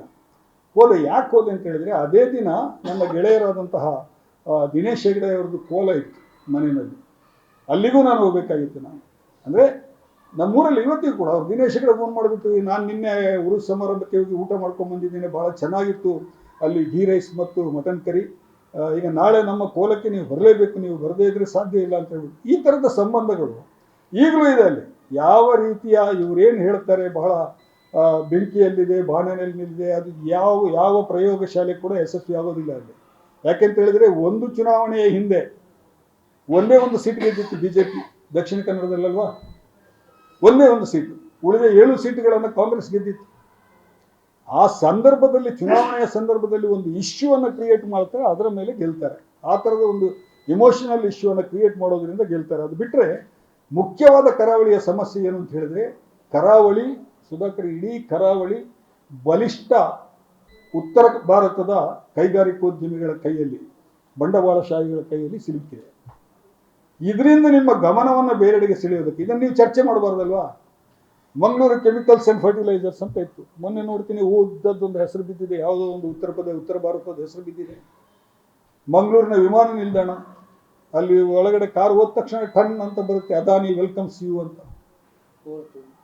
ಎಲ್ಲಾನು ಪ್ರತಿಯೊಂದು ಉದ್ಯಮಗಳು, ಅಲ್ಲಿ ಒಂದು ಕೆಮಿಕಲ್ ಉದ್ಯಮಗಳು ಒಂದು 100 ಇದೆ ಅಲ್ಲಿ ಒಳಗಡೆ. ಅಲ್ಲಿ ನಾವು ಜೋಕಟ್ಟೆ ಭಾಗದಲ್ಲಿ ಹೋಗಿ ನೋಡಿದಾಗ ಪ್ರತಿಯೊಂದು ಕೂಡ ಅಲ್ಲಿಯ ನೀರನ್ನು ಪೊಲ್ಯೂಟ್ ಮಾಡುವಂಥದ್ದು, ಅಲ್ಲಿಯ ಹವಾಮಾನವನ್ನು ಪೊಲ್ಯೂಟ್ ಮಾಡುವಂಥದ್ದು ಪ್ರತಿಯೊಂದು ಕೂಡ ಉತ್ತರ ಭಾರತದ ಬಂಡವಾಳಶಾಹಿಗಳ ಕೈಯಲ್ಲಿದೆ. ಅದರಿಂದ ನಿಮ್ಮ ಗಮನ, ನೀವು ಅದನ್ನು ಮಾತಾಡಬಾರ್ದು, ನೀವು ಅದಕ್ಕೆ ಇದನ್ನು ಕ್ರಿಯೇಟ್ ಮಾಡ್ತಾ ಇರ್ತಾರೆ. ಅದಕ್ಕೆ ರಾಜಕಾರಣಿಗಳು ಕೆಲವರು ಬಳಕೆ ಆಗ್ತಾರೆ. ಅವ್ರಿಗೇನು ಅಂತ ಹೇಳಿದ್ರೆ, BJP ಅವರಿಗೆ ಅಧಿಕಾರಕ್ಕೆ ಬರಬೇಕು ಹೇಗಾದರೂ, ಇದು ಬಿಟ್ಟರೆ ಬೇರೆ ಇಶ್ಯೂ ಇಲ್ಲ, ಎಜೆಂಡಾ ಇಲ್ಲ, ಹೇಳ್ಕೊಳ್ಳಿಕ್ಕೆ ಏನು ಸಾಧನೆಗಳಿಲ್ಲ, ಇನ್ನೇನು ಮಾಡೋದು, ಹಿಂದೂ ಮುಸ್ಲಿಂ ಗಲಾಟೆ ಮಾಡಿಸೋದು. ಇದು ಹೇಗೆ ಅಂತ ನನಗೆ ಭಾಳ ಫ್ರೆಂಡ್ಸ್ ಇದ್ದಾರೆ, ಒಂದು 3-4 ಮಂದಿ ಫ್ರೆಂಡ್ಸ್ ಆಗಾಗ ಫೋನ್ ಮಾಡೋರು ಇರ್ತಾರೆ ನನಗೆ. ಏನೋ ಒಂದು ಪತ್ರಿಕೆಯಲ್ಲಿ ದೊಡ್ಡ ಸುದ್ದಿ ಬಂದ ತಕ್ಷಣ ನನಗೊಂದು ಫೋನ್ ಬರುತ್ತೆ ಬೆಳಿಗ್ಗೆ. ಫೋನ್ ಬಂದು ಫೋನಲ್ಲಿಗೆ ನನ್ನ ಅವ್ರ ಹೆಸರು ಹೇಳೋದು ಬೇಡ, ಇಲ್ಲಿ ನನ್ನ ಒಳ್ಳೆಯ ಸ್ನೇಹಿತರು ಅವ್ರ ಫೋನ್ ನಾರಾಯಣ ಅಂತ ಇಟ್ಕೊಳ್ಳಿ, ನಾರಾಯಣ್ ಫೋನ್ ಮಾಡ್ತಾರೆ. ಫೋನ್ ಮಾಡಿಬಿಟ್ಟು, ಹನೀಫ್ ಸರ್, ಅದು ಏನು ಸರ್, ಅದು ಪಾಕಿಸ್ತಾನದವರಲ್ಲಿ ಕಾಶ್ಮೀರದಲ್ಲಿ ಅಷ್ಟು ಉಗ್ರಗಾಮಿಗಳನ್ನು ನುಗ್ಗಿಸಿ ಅಲ್ಲಿ ಅಷ್ಟು ನರಮೇಧ ಮಾಡಿಸ್ತಾ ಇದ್ದಾರೆ ಅಂತ ಶುರು ಮಾಡ್ತಾರೆ. ಬೆಳಿಗ್ಗೆ 8 ಗಂಟೆ ಹೊತ್ತಿಗೆ ಫೋನ್ ಬರುತ್ತೆ ಅವ್ರದ್ದು ನಾರ್ಮಲಿ. ನನಗೆ ಆಯ್ತಪ್ಪ, ನಾನು ಏನು ಮಾಡಬೇಕೀಗ, ನಾನೇನು ಮಾಡ್ಲಿಕ್ಕಾಗತ್ತೆ ಅದಕ್ಕೆ, ನಿನಗೆ ಟೆನ್ಷನ್ ಆಗುತ್ತೆ, ನನಗೆ ಫೋನ್ ಮಾಡ್ತೀಯ ನೀನು, ನಾನೇನು ಮಾಡ್ಲಿಕ್ಕಾಗತ್ತೆ ಅದಕ್ಕೆ, ನನ್ನ ಮಾತನ್ನೇನಾದ್ರು ಪಾಕಿಸ್ತಾನದವ್ರು ಕೇಳ್ತಾರಾ? ಹೋಗ್ಲಿ ಗಡಿನಲ್ಲಿ ಮೊನ್ನೆ ಆಪರೇಷನ್ ಸಿಂಧೂರ ಆಯಿತು. ಆ ಅಜರ್ ಮಸೂದನ್ನು ಕೊಲ್ಲುವ ಬಹಳ ಒಳ್ಳೆಯ ಚಾನ್ಸ್ ಇತ್ತು ಇಂಡಿಯಾಕ್ಕೆ. ಇನ್ನೂ 4 ದಿನ 5 ದಿನ ದಾಳಿಯನ್ನು ಮುಂದುವರಿಸಿದರೆ ಆ ಕ್ಯಾಂಪ್ಗಳ ಮೇಲೆ ಉಗ್ರಗಾಮಿಗಳದ್ದು, ಅಜರ್ ಮಸೂದ್ ಫಿನಿಶ್ ಆಗ್ತಾ ಇಲ್ಲ. ಮಾಡಲಿಲ್ಲ ನೀವು. ಅಲ್ಲಿಂದ ಯಾರೋ ಟ್ರಂಪ್ ಫೋನ್ ಮಾಡಿದ. ನಾನು ಹೇಳಿದೆ, ಏನು ಮಾಡ್ಲಿಕ್ಕಾಗುತ್ತಪ್ಪ, ನಾನು ಪಾಕಿಸ್ತಾನದವ್ರು ಹಂಗೆ ಮಾಡಿದ್ದೀನಿ, ನೀವೇ ಬಿಟ್ಬಿಡ್ತಾ ಇದ್ದೀರಿ. ನೀವು ಯಾರು ಟ್ರಂಪ್ ಒಂದು ಫೋನ್ ಕಾಲ್ ಮಾಡಿದ್ರು ಅಂತ ಹೇಳ್ಬಿಟ್ಟು ನೀವು ಇಲ್ಲಿ ಯುದ್ಧ ನಿಲ್ಲಿಸಿದ್ರಿ ನೀವು. ಅಲ್ಲಲ್ಲ, ನಾವು ಅದರಿಂದ ನಿಲ್ಲಿಸಿ, ಸರಿಯಪ್ಪ ಹೇಳಿ ಅದನ್ನು. ಪ್ರಧಾನಮಂತ್ರಿ ನರೇಂದ್ರ ಮೋದಿಯವರು ಒಂದಿನ ಆದರೂ ಬಾಯಿ ಬಿಟ್ಟು ಪಾರ್ಲಿಮೆಂಟ್ನಲ್ಲಾಗಲಿ ಹೊರಗಡೆ ಎಲ್ಲಾಗಲಿ ಎಲ್ಲಾದರೂ ಹೇಳಿದಾರಾ ಟ್ರಂಪ್ ನಿಲ್ಲಿಸಿದ್ದಲ್ಲ ಯುದ್ಧವನ್ನು, ನಾನೇ ನಿಲ್ಲಿಸಿದ್ದು ಅಂತ ಹೇಳಿದಾರಾ? ಟ್ರಂಪ್ ಅದನ್ನು 1000 ಸಲ ಹೇಳ್ತಾ ಇದ್ದಾರೆ, ನಾನೇ ನಿಲ್ಲಿಸಿದ್ದು ಅಂತ.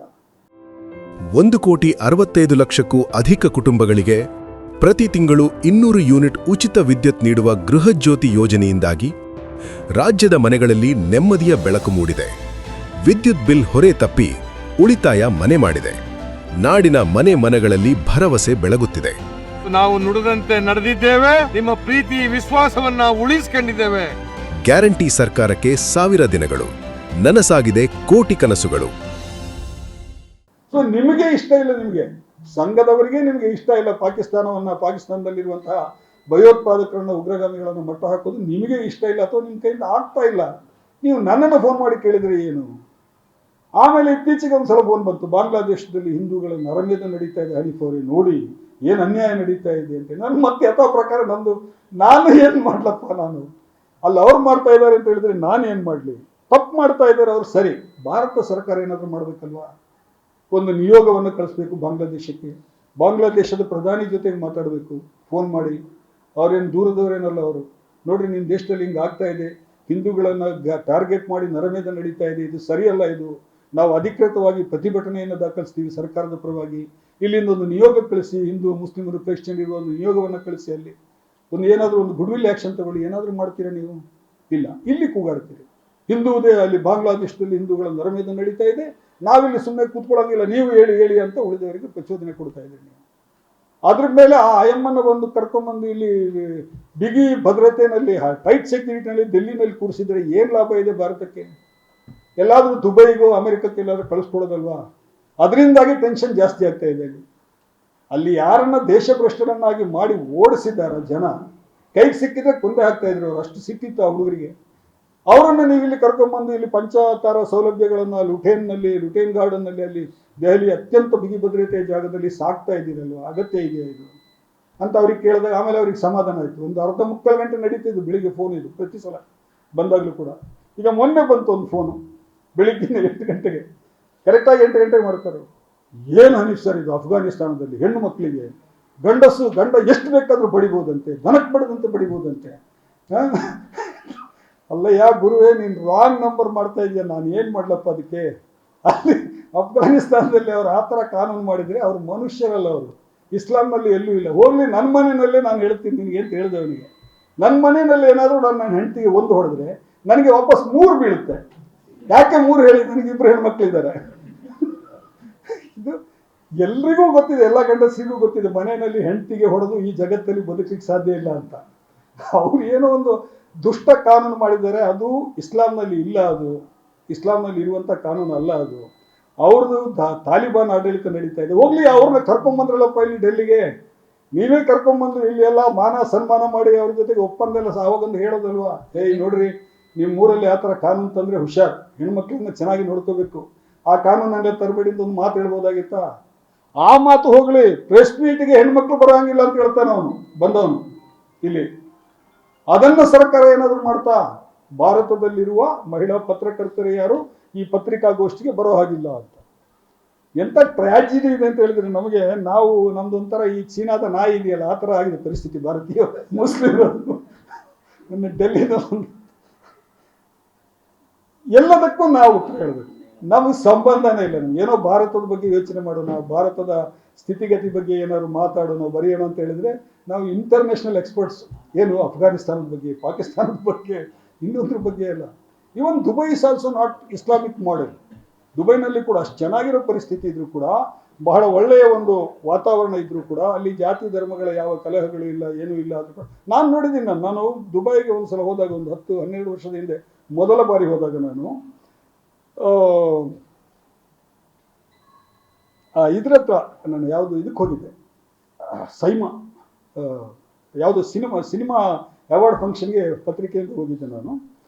ಒಂದು ಬಿಲ್ಡಿಂಗನ್ನು ಅಲ್ಲಿಯ ಕಾರ್ಪೊರೇಷನ್ನ ಇವರು ಸರ್ಕಾರದ ಇವರೆಲ್ಲ ಬಂದು ಒಡೆದು ಹಾಕಿ ತಗೊಂಡು ಹೋಗ್ತಾ ಇದ್ರು. ಒಂದು ದೊಡ್ಡ 2-3 ಟ್ರಕ್ಗಳು ಬಂದಿತ್ತು, ಅದಕ್ಕೆ ತುಂಬಿಸಿ ತಗೊಂಡು ಹೋಗ್ತಾ ಇದ್ರು. ನಾನು ಅಲ್ಲಿ ಕೇಳಿದೆ, ಅಲ್ಲಿ ತುಂಬ ಮಂದಿ ಮಲಯಾಳಿಗಳೆಲ್ಲ ಇದ್ದಾರೆ ಆ ಏರಿಯಾದಲ್ಲಿ. ಅವ್ರಿಗೆ ಕೇಳಿದೆ ನಾನು, ಏನು ಅವ್ರು ಹೇಳಿದ್ರು, ಇಲ್ಲ ಅಲ್ಲೊಂದು ಮಸೀದಿ ಇತ್ತಲ್ಲಿ, ನಾವು ಕೇರಳದವ್ರು ಮಾಡ್ಕೊಂಡಿರೋ ಮಸೀದಿ ಇಲ್ಲಿ ಬಂದು, ಅದು ಫುಟ್ಪಾತಿಗೆ ಒಂದು ಕಾರ್ನರ್ ಎನ್ಕ್ರೋಚ್ಮೆಂಟ್ ಆಗಿತ್ತು, ಅದಕ್ಕೆ ಬಂದು ಅದನ್ನು ಎತ್ಕೊಂಡು ಹೋಗಿದ್ದಾರೆ ಅಂತ ಹೇಳ್ಬಿಟ್ಟು. ಅಂದರೆ ಕಾನೂನಿನ ಆಡಳಿತ ಯಾವ ದೇಶದಲ್ಲಿ ಜಾತಿ ಧರ್ಮ ಮತ ಅವು ಇವು ಎಲ್ಲ ಇದನ್ನು ಮೀರಿ ಸರಿಯಾದ ಕಾನೂನಿನ ಆಡಳಿತ ಇರ್ತದ, ಅಲ್ಲಿ ನಿಜಕ್ಕೂ ಆ ದೇಶ ಸುಭಿಕ್ಷ ಆಗ್ಲಿಕ್ಕೆ ಸಾಧ್ಯ ಇದೆ, ಆ ದೇಶ ಉದ್ಧಾರ ಆಗ್ಲಿಕ್ಕೆ ಸಾಧ್ಯ ಇದೆ. ಅದು ಕೂಡ ಮಾಡೆಲ್ ಅಲ್ಲ, ಅದು ನಮಗೆ ದುಬೈ ಕೂಡ ಮಾಡೆಲ್ ಅಲ್ಲ. ಹಾಗಾಗಿ ಭಾರತ ಅಂತೂ ಇಸ್ಲಾಂ ರಾಷ್ಟ್ರ ಆಗೋದು ನಮಗೆ ಬೇಕಾಗಿಲ್ಲ. ಕೈ ಮುಗಿದು ಕೇಳ್ತೀವಿ, ಭಾಗವತರೆ ದಯವಿಟ್ಟು ಮಾಡಬೇಡಿ ಅದನ್ನು. ನಮಗೆ ಬೇರೆ ದೇಶಗಳನ್ನು ನೋಡಿ ಸಾಕಾಗಿದೆ, ಮುಸ್ಲಿಂ ದೇಶಗಳನ್ನು. ನಾವು ಭಾರತದಲ್ಲಿ ನೆಮ್ಮದಿಯಾಗಿದ್ದೀವಿ. ತಮಾಷೆ ಎಲ್ಲಿ ತನಕ ಇದೆ ಅಂತ ಹೇಳಿದ್ರೆ ನೋಡಿ, ಮೊನ್ನೆ ಕೆಲವು ಸಲ ಸತ್ಯ ಹೊರಗೆ ಬಂದ್ಬಿಡ್ತದೆ. ನಮ್ಮ ಸಂಘ ಮಿತ್ರರ ಕಡೆಯಿಂದಲೂ ಸತ್ಯ ಹೊರಗೆ ಬಂದ್ಬಿಡ್ತದೆ. ಮೊನ್ನೆ ಉಡುಪಿಯ ಸ್ವಾಮೀಜಿ ಒಂದು ಹೇಳಿಕೆ ಕೊಟ್ಟರು, ಬಾಂಗ್ಲಾದೇಶದಲ್ಲಿ ಮಾತ್ರ ಅಲ್ಲ ಭಾರತದಲ್ಲೂ ಹಿಂದೂಗಳು ಭಯಾನಕ ಸ್ಥಿತಿಯಲ್ಲಿದ್ದಾರೆ. ಬಹಳ ಖುಷಿ ಆಯ್ತು ನನಗೆ. ನನ್ನ ಹತ್ರ ಅವ್ರ ನಂಬರ್ ಇರಲಿಲ್ಲ, ಕಂಗ್ರ್ಯಾಚುಲೇಷನ್ ಮಾಡೋಣ ಅಂತಿದ್ದೆ ನಾನು ಅವರಿಗೆ. ಸತ್ಯ ಹೇಳಿದ್ರಲ್ಲ ಅಂತ ಹೇಳಿ. ಎಷ್ಟು ಮಂದಿ ಬಡವರಿದ್ದಾರೆ ಹಿಂದೂಗಳಲ್ಲಿ, ಎಷ್ಟು ಮಂದಿ ಜಾತಿ ಪದ್ಧತಿಯಲ್ಲಿ ನಲುಗ್ತಾ ಇರೋರಿದ್ದಾರೆ. ಇವತ್ತಿಗೂ ಅಸ್ಪೃಶ್ಯತೆ ಜೀವಂತವಾಗಿದೆ. ಆಮೇಲೆ ಎಷ್ಟು ಹೆಣ್ಣುಮಕ್ಕಳು ತೊಂದರೆಯಲ್ಲಿದ್ದಾರೆ. ಒಂದು ದಿನಕ್ಕೆ ಎಷ್ಟು ರೇಪ್ ಕೇಸ್ಗಳು, ಎಷ್ಟು ಮರ್ಡರ್ ಕೇಸ್ಗಳು ವರದಿ ಆಗ್ತಾ ಇದೆ. ಮೆಜಾರಿಟಿ ಹಿಂದೂಗಳಲ್ವ ಅದರಲ್ಲಿ, ಎಲ್ಲ ತೊಂದರೆಗಳಾಗ್ತಾ ಇರೋರು ಹಿಂದೂಗಳಲ್ವಾ. ಸೊ ಸ್ವಾಮೀಜಿಗಳು ಸತ್ಯ ಹೇಳಿದ್ದಾರೆ. ಅವರು ಹಿಂದೂಗಳು ಕೂಡ ಈ ದೇಶದಲ್ಲಿ ಭಯಾನಕ ಪರಿಸ್ಥಿತಿನಲ್ಲಿದ್ದಾರೆ. ಅದಕ್ಕೆ ಕಾರಣ ಯಾರು ಅಂತ ನಾನು ಹೇಳಲ್ಲ, ನಿಮ್ಗೆಲ್ರಿಗೂ ಗೊತ್ತಿದೆ. ಅವ್ರ ಹೆಸರನ್ನು ನಾನು ಹೇಳೋದು ಬೇಕಾಗಿಲ್ಲ. ಕೊನೆಯದಾಗಿ ಒಂದು ಮಾತು ಹೇಳಿ ನನ್ನ ಮಾತನ್ನು ಮುಗಿಸ್ತೀನಿ. ಉಗ್ರಪ್ಪ ಅವರು ಬಂದಿರೋದು ಭಾಳ ಸಂತೋಷ ಆಯ್ತು ನನಗೆ. ನನಗೆ ಗೊತ್ತಿರೋ ಹಾಗೆ ಲಂಕೇಶ್ ಅವರು ಹಿಂದೆ ಒಂದು ಮಾತು ಬರೆದಿದ್ರು, ಒಂದು ದೊಡ್ಡ ಹೆಡ್ಡಿಂಗ್ ಬಂದಿತ್ತು ಲಂಕೇಶ್ ಪತ್ರಿಕೆಯಲ್ಲಿ, ಸೆಂಟ್ರಲ್ ಪೇಜಲ್ಲಿ ಒಂದು ಗಲಾಟೆ ಆದಾಗ. ಇಲ್ಲಿದ್ದೀರಿ ನೀವು ರೇಷ್ಮೆಯವರು, ನನಗೆ ಗೊತ್ತಿದ್ದ ಹಾಗೆ ತೇಜಸ್ವಿ ತತ್ವಕ್ಕೆ ಹುಟ್ಟಿದ ಜನ ಅಂತ ಅಲ್ವಾ. ಭಾಳ ದೊಡ್ಡ ಹೆಡ್ಡಿಂಗ್, ಎರಡು ಪೇಜ್ಗಳಲ್ಲಿ ದೊಡ್ಡ ಹೆಡ್ಡಿಂಗ್ ಮಿಡ್ಲ್ ಪೇಜಲ್ಲಿ ಬಂದಿತ್ತು. ನನಗೆ ಗೊತ್ತಿರೋ ಹಾಗೆ ಉಗ್ರಪ್ಪ ಅವರು ಕೂಡ ತತ್ವಕ್ಕೆ ಹುಟ್ಟಿದ ಜನ. ನನಗೆ ಗೊತ್ತಿದ್ದಾರೆ ಅವರ ಸಿದ್ಧಾಂತಗಳನ್ನು, ಅವರ ಮಾತುಕತೆಗಳನ್ನು. ನನ್ನ ತ್ರಿವರ್ಣ ನ್ಯೂಸ್ನಲ್ಲೂ ನಾನು ಅವ್ರ ಜೊತೆ ಚರ್ಚೆಗೆ ಕರೆದಿದ್ದೀನಿ. ಪ್ರಜಾವಾಣಿಯಲ್ಲಿದ್ದಾಗಲೂ ಕೂಡ ಅವರನ್ನು ಚರ್ಚೆಗೆ ಕರೆದಾಗ ಕೂಡ ಅವರನ್ನು ಬಹಳ ಸ್ಪಷ್ಟವಾಗಿ ಅವರು ಮಾತಾಡ್ತಾರೆ. ಅದರಲ್ಲಿ ಎರಡು ಇದಿಲ್ಲ, ಮಾತಿಲ್ಲ. ಕೊನೆಯದಾಗಿ ಒಂದು ಸ್ವಲ್ಪ ತಮಾಷೆಯಾಗಿ ಹೇಳ್ತೀನಿ. ಇದು ನನ್ನ ಅಹಿಂದ ಗೆಳೆಯರಿಗೆ ನಾನು ಕೆಲವರಿಗೆ ಹೇಳ್ತಾ ಇರ್ತೀನಿ ಯಾವಾಗಲೂ. ನನ್ನ ಅಹಿಂದ ಗೆಳೆಯರು ತುಂಬ ಮಂದಿ ಇರ್ತಾರೆ. ಕೂತ್ಕೊಂಡು ಮಾತಾಡುವಾಗ ಭಾಳ ಚರ್ಚೆ ನಡೀತದೆ. ತುಂಬ ವೈಯಕ್ತಿಕ ನೆಲೆಯಲ್ಲಿ ಇದೆಲ್ಲ ನಡೀತದೆ, ದಾಳಿಗಳೆಲ್ಲ ನಡೀತದೆ. ನನ್ನನ್ನು ಸಾಬಿ ಅಂತ ಕರೀತಾರೆ, ಅವರು ದಾಳಿ ಮಾಡ್ತಾರೆ, ಏನೆಲ್ಲ ನಡೀತಾ ಇರ್ತದೆ. ನಾನು ಅವ್ರಿಗೆ ಯಾವಾಗಲೂ ಹೇಳ್ತಾ ಇರ್ತೀನಿ, ನೋಡ್ರಿ, ಬೇಸಿಕಲಿ ಇದು ಬ್ರಾಹ್ಮಣರು ಮತ್ತು ಮುಸ್ಲಿಮರ ನಡುವಿನ ಜಗಳ. ಏನು ಹೇಳಿದ್ರೆ, ನಾವೆಲ್ಲ ಕ್ರಿಸ್ತ ಶಕದ ನಂತರ ಮಾತಾಡ್ತಾ ಇದ್ವಿ. ಕ್ರಿಸ್ತ ಶಕಲ್ಲ ಮುಂಚೆ ಹೋಗಿ, ಅದಕ್ಕಿಂತ ಮುಂಚೆ ಭೂಮಿಯ ಸೃಷ್ಟಿಯಾಗಿರುವ, ಮನುಷ್ಯನ ಸೃಷ್ಟಿಯಾಗಿರುವ ಸಮಯದ ಅದಕ್ಕೆ ಸಂಬಂಧಿಸಿದ ಪೌರಾಣಿಕ ದಾಖಲೆಗಳೆಲ್ಲ ಏನಿದೆ, ಐತಿಹ್ಯಗಳೇನಿದೆ, ಅದನ್ನೆಲ್ಲ ನೀವು ಮಾತಾಡ್ತೀರಿ ಅಂತೇಳಿ. ಆದರೆ ಮೊದಲು ಬರೋದು ಪರಬ್ರಹ್ಮನ ಕಲ್ಪನೆ ಹಿಂದೂ ಧರ್ಮದಲ್ಲಿ. ಪರಬ್ರಹ್ಮ ನಾದಬ್ರಹ್ಮ, ನಾದಬ್ರಹ್ಮನ ನಂತರ ಓಂಕಾರದ ಸ್ಥಿತಿ ಬರುತ್ತೆ. ನೀವು ಹಿಂದೂ, ನಾನು ತಪ್ಪಾದರೆ ನಿನ್ನನ್ನು ಸರಿಪಡಿಸಿ. ನೀವು, ನಾನು ಓದಿರೋದನ್ನು ಹೇಳ್ತಾ ಇದ್ದೀನಿ. ನಾನು ಇದನ್ನು, ಇಲ್ಲಿ ಬ್ರಹ್ಮ ಸೃಷ್ಟಿಕರ್ತನಾಗ್ತಾನೆ. ದೇವಿ ಬ್ರಹ್ಮ, ಈಶ್ವರ, ಮಹೇಶ್ವರನ ಸೃಷ್ಟಿ ಮಾಡ್ತಾರೆ. ಬ್ರಹ್ಮ ಸೃಷ್ಟಿಕರ್ತ ಆಗ್ತಾನೆ. ಬ್ರಹ್ಮ ತನ್ನ ದೇಹದಿಂದ ಎರಡು ಭಾಗ ಮಾಡಿ ಒಂದು ಗಂಡು ಮತ್ತು ಒಂದು ಹೆಣ್ಣನ್ನು ಸೃಷ್ಟಿ ಮಾಡ್ತಾನೆ. ಆ ಮೊದಲ ಪುರುಷ ಮನು. 26 ಮನುಗಳು ಇದ್ದಾರೆ. ಮೊದಲ ಮನು, ಮೊದಲ ಪುರುಷ, ಮೊದಲ ಮಾನವ. ಬೈಬಲ್ನಲ್ಲಿ ಹೇಳ್ತದೆ, ದೇವರು ಆದಮ್ನನ್ನು ಸೃಷ್ಟಿ ಮಾಡ್ತಾನೆ, ಆದಮ್ ಮೊದಲ ಮನುಷ್ಯ. ಕುರಾನ್ನಲ್ಲಿ ಹೇಳ್ತದೆ, ದೇವರು ಅಲ್ಲಾಹ್ ಆದಮ್ನನ್ನು ಸೃಷ್ಟಿ ಮಾಡ್ತಾನೆ, ಆದಮ್ ಮೊದಲ ಮನುಷ್ಯ. ಆದಮ್ನ ಪಕ್ಕೆಲುಬಿನಿಂದ ಒಂದು ಸ್ತ್ರೀಯನ್ನು ಸೃಷ್ಟಿ ಮಾಡಿ, ಹವ್ವ ಅಂತ ಮುಸ್ಲಿಮರು ಹೇಳ್ತಾರೆ, ಈವ್ ಅಂತ ಕ್ರಿಶ್ಚಿಯನ್ರು ಹೇಳ್ತಾರೆ, ಆಡಮ್ ಅಂಡ್ ಈವ್. ಮನುವಿನಿಂದ ಬಂದವನು ಮಾನವ, ಆದಮ್ನಿಂದ ಬಂದವನು ಆದ್ಮಿ. ಇದು ನಮ್ದು ಹಳೆ ಸಂಬಂಧ. ಏನು ಹೇಳಿದ್ರೆ, ನಮ್ದು ನಿಮ್ದು ಹಳೆ ಸಂಬಂಧ. ನಮ್ಮ ಜಗಳ ನಿರಂತರವಾಗಿ ನಡೀತಾ ಇದೆ. ನೀವು ಸುಮ್ಮನೆ ಅಬ್ಸರ್ವ್ ಮಾಡಿ. ನೀವು ಇದನ್ನು, ನಾವು ಮಕ್ಕಾಗೆ ಹೋಗ್ತೀವಿ, ಹಜ್ಜಿಗೆ ಉಮ್ರಾ ಮಾಡ್ಲಿಕ್ಕೆ ಹೋಗ್ತೀವಿ. ನಮ್ಮ ಬಟ್ಟೆ 2 ತುಂಡು ಬಿಳಿ ಬಟ್ಟೆ ಇರ್ತದೆ. ಅದು ಹೊಲಿಗೆ ಇರಬಾರ್ದು. ಆ ಬಟ್ಟೆಗೆ ಒಂದು ಹಿಂಗೆ ಕಟ್ಕೊಂಡ್ಬಿಡ್ತೀವಿ, ಏನು ಮೂಲನವರೇ, ಇನ್ನೊಂದು ಹೊಲ್ಕೊಂಡ್ಬಿಡ್ತೀವಿ. ಒಳಗಡೆ ಕೂಡ ಯಾವುದೇ ಅಂಡರ್ವೇರ್ ಕೂಡ ಹಾಕೋ ಹಾಗಿಲ್ಲ ನಾವು. ನಮ್ಮದೇ ಶಂಶುದ್ದೀನ್ ಅವರು ಇದ್ದಾರೆ ಇಲ್ಲಿ, ಅವ್ರು ಭಾಳ ಸಲ ಹಜ್ಜಿಗೆ ಹೋಗಿ ಬಂದಿದ್ದಾರೆ. ಬ್ರಾಹ್ಮಣರದ್ದು ಹೇಗಿದೆ ಸರ್? ಧಾರ್ಮಿಕ ವಿಧಿವಿಧಾನಗಳು ಸೇಮ್ ಇದೆ. 2 ತುಂಡು ಬಟ್ಟೆ, ಒಳಗಡೆ ಏನು ಒಳ ಉಡುಪು ಧರಿಸೋ ತುಂಬ ಸಾಮ್ಯತೆಗಳಿಂದ ನಮ್ಮ ಮತ್ತು ಅವ್ರ ನಡುವೆ. ಇದು ಬಹಳ ಪುರಾತನ ಕಾಲದಿಂದ ನಮ್ಮ ನಡುವೆ ಜಗಳ ಮಾಡ್ಕೊಂಡು ಬಂದಿದ್ದೀವಿ ನಾವು. ನಮಗೆ ಬಿಟ್ಟುಬಿಡಿ ಸ್ವಾಮಿ, ನೀವು ಅಹಿಂದದವರೆಲ್ಲ ಯಾಕೆ ನಡುವೆ ಸೇರ್ಕೊಂಡ್ಬಿಟ್ಟು ಆ RSS ನ ಮಾತು ಕೇಳ್ಕೊಂಡು ಹೋಗಿ ಎಲ್ಲಿಗೋ ಕಲ್ಲು ಹೊಡೆದು ಜೈಲಿಗೆ ಹೋಗಿ, ಬಳ್ಳಾರಿ ಜೈಲಲ್ಲಿ ಪರಪ್ಪನ ಅಗ್ರಹಾರದಲ್ಲಿ ಯಾಕೆ ವಾಸ ಮಾಡ್ತೀವಿ? ಇವ್ರ ಕಡೆಯವರು ಯಾರು ಹೋಗಿಲ್ಲ ಜೈಲಿಗೆ ಅಲ್ವಾ? ಇದು ಭಾಳ ಇಂಟ್ರೆಸ್ಟಿಂಗ್ ಇದೆ. ಇದು ನಾನು ತಮಾಷೆಯಾಗಿ ಹೇಳಿದ್ರು ಕೂಡ ನೀವು ಮನೆಗೆ ಹೋಗಿ ಯೋಚನೆ ಮಾಡಿದ್ರೆ ಗೊತ್ತಾಗುತ್ತೆ ನಿಮಗೆ. ಸುಮ್ಮನೆ ಅಹಿಂದದವರು ಎಲ್ಲ ನಡುವೆ ಸಿಕ್ಕೊಂಬಿದ್ದು, ಕಲ್ಲು ಹೊಡೆದು, ಆ ಮಕ್ಕಳು ಮರಿಗಳು ಎಲ್ಲೆಲ್ಲೋ ಜೈಲಿಗೆ ಹೋಗಿ ಅವ್ರ ತಂದೆ ತಾಯಿಗರಿಗೆ ಉಪವಾಸ ಮಾಡಿ, ಎಷ್ಟು ಮಂದಿ ಬಡವರು ಇವತ್ತು ಜೈಲಲ್ಲಿದ್ದಾರೆ. ಕಮ್ಯುನಲ್ ರೈಟ್ಸ್ ಅಲ್ಲಿ ಅನ್ಯಾಯವಾಗಿ ಜೈಲಿಗೆ ಹೋಗಿದ್ದಾರೆ. DJ ಹಳ್ಳಿ, KJ ಹಳ್ಳಿ 125 ಜನ ಇನ್ನೂ ಬಳ್ಳಾರಿನಲ್ಲಿದ್ದಾರೆ. ಶಿವಚಂದ್ರ EAPA ಹಾಕಿದ್ದಾರೆ, ಹೊರಗಡೆ ಬರ್ಲಿಕ್ಕೆ ಅವಕಾಶನೇ ಇಲ್ಲ ಅವರಿಗೆ. ಯಾರ್ಯಾರನ್ನ ಎಳ್ಕೊಂಡು ಹೋಗಿದ್ದಾರೆ. ನಿಜವಾಗಿ ನೀವು ಕಲ್ಲು ಹೊಡೆದವ್ರನ್ನ, ಬೆಂಕಿ ಹಚ್ಚಿದವ್ರನ್ನ ಕರ್ಕೊಂಡೋಗಿ, ಯಾವ ಮುಲಾಜಿ ಇಲ್ಲ ನಮಗೆ ಈಗ ಈ ಲವ್ ಜಿಹಾದ್ ಅಂತಾರಲ್ಲ, ಈಗ ನಮ್ಮ ಆ ಹುಡುಗಿ ಸುಹಾನಾ ಸೈಯದ್ ಲವ್ ಪಾಂಚಜನ್ಯ ಆಯಿತು ಮೊನ್ನೆ, ಅಲ್ವಾ ಲವ್ ಪಾಂಚಜನ್ಯ ಅದು. ಇದು ಲವ್ ಜಿಹಾದ್ ಆದರೆ ಅದು ಲವ್ ಪಾಂಚಜನ್ಯ, ಹಾಗೆ ಲವ್ ಕ್ರಿಸೇಡ್, ಹಿಂಗೆ ನಾವು ಹೆಸರಿಟ್ಕೋಬೋದು ನಾವು. ಇದನ್ನ ಈ ಟರ್ಮಿನಾಲಜಿಯನ್ನು ನಾವು RSSನವರಿಂದ, ಸಂಘದವರಿಂದ ಕಲ್ತ್ಕೋಬೇಕು ಕೆಲವನ್ನ. ನಾನು ಉದಾಹರಣೆ ಇನ್ನೂ ಒಂದು ಹೇಳ್ತೀನಿ. ಈಗ ಯಾರಾದರೂ ತಲೆ ಕೆಡಿಸ್ಕೊಂಡು ನಾವು ನೆಮ್ಮದಿಯಾಗಿದ್ದಾರೆ ಹೆಣ್ಮಗಳು, ಪಾಪ ಪ್ರೀತಿಸಿದ ಹುಡುಗನ ಮದುವೆ ಆಗಿದ್ದಾಳೆ, ನಾವು ಯಾರಾದರೂ ತಲೆ ಕೆಡಿಸ್ಕೊಂಡಿದ್ದೀವ? ಮತಾಂತರ ಅನ್ನೋದಿದೆಯಲ್ಲ, ನಾನು ಹುಟ್ಟುವಾಗ ನಾನು ಮುಸ್ಲಿಂ ಆಗಿದ್ದ, ನನ್ನ ಪೂರ್ವಜರೇನಾದ್ರು ಹುಟ್ಟುವಾಗ ಮುಸ್ಲಿಂ ಆಗಿದ್ರೆ, ನಮ್ಮ ಮನೆಯ ಸ್ಟ್ರಕ್ಚರನ್ನು ನಾವು ದಕ್ಷಿಣ ಕನ್ನಡದಲ್ಲಿ ಈ ಯು ಶೇಪ್ನಲ್ಲಿರುವಂಥ ಮನೆಗಳಿದೆ. ನಮ್ಮದು ಭೂಮಾಲಿಕ ಇದು ಮನೆತನ, ತುಂಬ ಜಮೀನಿತ್ತು ನಮ್ಮ ತಾತನಿಗೆ. ಅವರ ಹಿಂದಿನವರು ಜೈನ ಧರ್ಮದಿಂದ ಮತಾಂತರ ಆಗಿದ್ದಾರೆ. ದಕ್ಷಿಣ ಕನ್ನಡದಲ್ಲಿ ಬಹಳ ಮಂದಿ ಜೈನ ಧರ್ಮದಿಂದ ಮತಾಂತರ.